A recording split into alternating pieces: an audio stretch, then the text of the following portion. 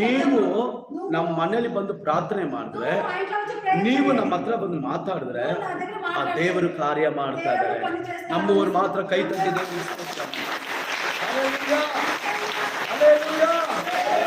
ಐದನೇ ವಾಕ್ಯ ನೋಡ್ತೀವಿ, 25:5.